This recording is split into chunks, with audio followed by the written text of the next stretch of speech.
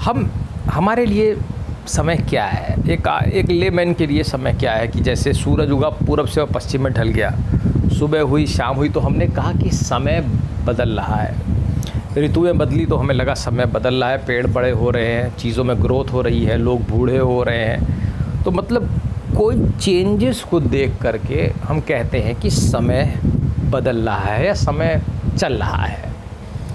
इसका मतलब ये है कि अगर चेंजेस ना हो और चीज़ें रुक जाएं, एक जगह स्थिर हो जाए, तो हम कहेंगे समय नहीं चल रहा है। ऐसा ही कुछ प्रतीत होता है।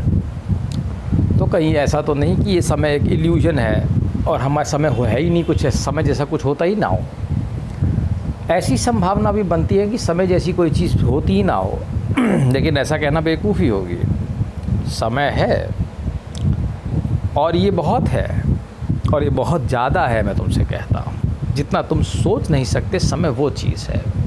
ठीक है, पहली बात तो समय की बेस्ट डेफिनेशन मैं तुम्हें बताता हूँ। ठीक है, पहले सुनो। जब आगे से तुमसे पूछे टाइम क्या है, तो तुम एक डेफिनेशन बोलोगे जो मैं तुम्हें बताता हूँ। Time is an energy. ठीक है, एक परिभाषा ये हो सकती है कि समय एक ऊर्जा है। टाइम इज़ अ प्रोसेस, और no, time is not a process.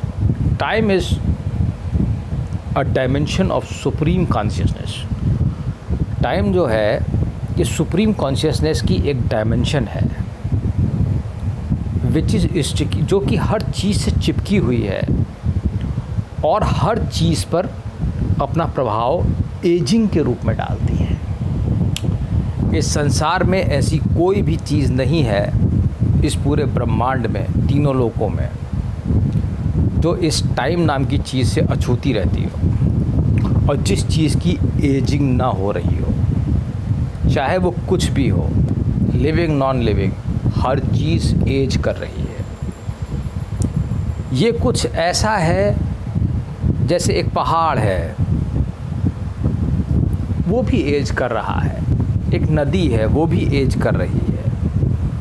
ये सिर्फ हमारे तुम्हारे ऊपर लागू नहीं हो रहा है कि हम बूढ़े हो रहे हैं, ये इस बिस्तर के ऊपर भी लागू हो रहा है, इस पंखे के ऊपर भी इसकी एजिंग हो रही है, ये दरवाजे, ये अलमारियों की भी एजिंग हो रही है। ठीक है, तो ये एक ऐसी चीज़ है जो हर चीज़ को एज करती है और हर चीज़ से चिपकी हुई है। तो इसका मतलब समय जो है एक ऐसी चीज़ है जो वास्तव में बलवान है, जो वास्तव में बलवान है, और वो हर चीज़ से चिपका हुआ है। अब ये हर चीज़ से कैसे जुड़ा हुआ है, ये चीज़ बड़ी अजीबोगरीब है। मान लीजिए मैं इस मकान में रहता हूँ, इस मकान की भी एजिंग हो रही है, उसको बने हुए 20 साल हो गए और धीरे धीरे धीरे करके इसका टाइम आएगा और ये गायब हो जाएगा। जैसे मान लो तुम कोई शहर है, वो शहर बसा, वो शहर हुआ, फिर धीरे धीरे करके शहर ख़त्म हो गया, वो मिट्टी के ढेर में बदल गया। तो एजिंग जो है, जो टाइम है, वो हर चीज़ को धीरे धीरे करके निगल रहा है। ठीक है, वो चाहे एक मकान हो, वो चाहे 10 मकान हो, वो चाहे एक शहर हो, ये हर चीज़ को खा रहा है और एज कर रहा है, चाहे वहाँ के लोग हों, चाहे वहाँ के जीव जंतु हों। लेकिन इसकी पावर ये है कि ये हर चीज़ में अलग अलग तरीके से अपने बैलेंस को बनाता है। कोई चीज़ जल्दी एज हो रही है, कोई चीज़ धीरे धीरे एज हो रही है, कोई चीज़ बहुत ही धीरे एज हो रही है, और उसी हिसाब से ये निर्माण भी कर रहा है। मिट्टी बनने में सैकड़ों साल लग रहे हैं, पेट्रोल बनने में सैकड़ों साल लग रहे हैं, क्रूड ऑयल, और कई चीज़ों को बनने में सैकड़ों साल लग रहे हैं, और कुछ चीज़ें जल्दी बन जा रही हैं। ठीक है, मनुष्य जल्दी जल्दी बच्चे पैदा कर रहे हैं, तो कुछ चीज़ें इस समय में एज हो रही हैं, तो ये कुछ नई चीज़ें बना भी रहा है।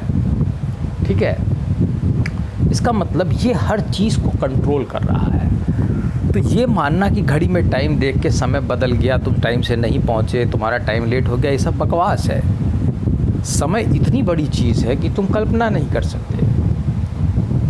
ये हर चीज़ की एजिंग और हर चीज़ को पैदा करने वाला फिनोमेना है, या ऐसी चीज़ है जो हर चीज़ से चिपकी है, जो उसकी बर्थ और ग्रोथ रेट में फ़र्क डाल रहा है।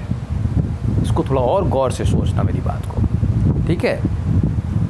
अब देखो, इसकी खासियत ये है कि ये हमें एक ही डायरेक्शन में जाता हुआ प्रतीत हो रहा है, ऐसे फॉरवर्ड कह सकते हो, ठीक है। ये एक ही दिशा में बढ़ रहा है, लेकिन ऐसा नहीं है, ये वापस भी जा सकता है।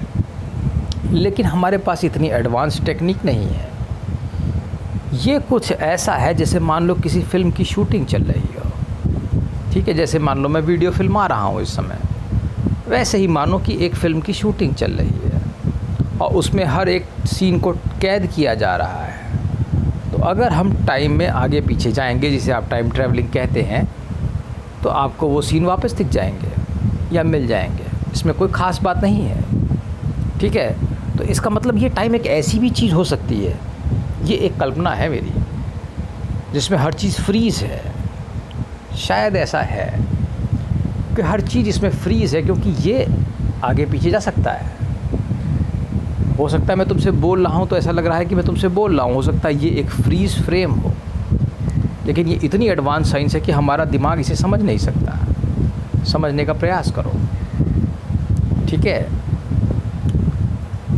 तो अब जो चीज़ें क्लियर हुई हैं वो एक ये है कि ये एक एनर्जी है, ये सबको एज करता है, ये हर जगह जुड़ा हुआ है, ये नई चीज़ें पैदा भी कर रहा है, इसके इतनी पावर भी है, और ये एक फ्रीज फ्रेम जैसा है, ठीक है। इसमें हम ट्रैवल कर सकते हैं।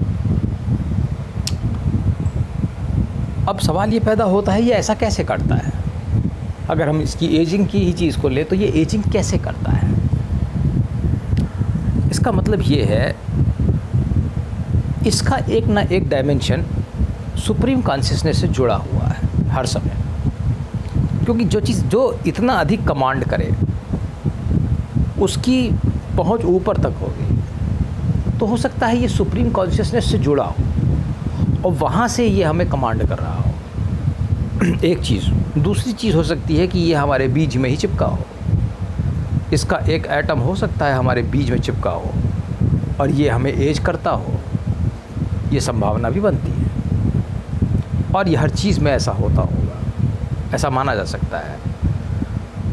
पर मैं तुम्हें सच बताऊं, मुझे इसकी संभावना ज़्यादा नज़र आ रही है कि ये ऊपर से हमें कंट्रोल करता है, या ऐसा है कि ये हर चीज़ से ही जुड़ा हुआ है, या हर चीज़ इसी में तो नहीं है, ऐसा भी हो सकता है। तो मुझे उम्मीद है तुम्हें टाइम के बारे में कुछ समझ में आया होगा कि टाइम कितनी बड़ी चीज़ है, ठीक है। तो टाइम को तुम ऐसे डिफ़ाइन कर सकते हो, the time is actually the energy which ages the things, जो चीज़ों को बूढ़ा कर रहा है या नई चीज़ों का सृजन कर रहा है, या वो कुछ ऐसी चीज़ है जो हर चीज़ से जुड़ा हुआ है, ठीक है। तो इस तरीके से तुम टाइम को बता सकते हो। मुझे उम्मीद है तुम्हें टाइम का कंसेप्ट समझ में आ गया होगा। चलो ठीक है, थैंक यू।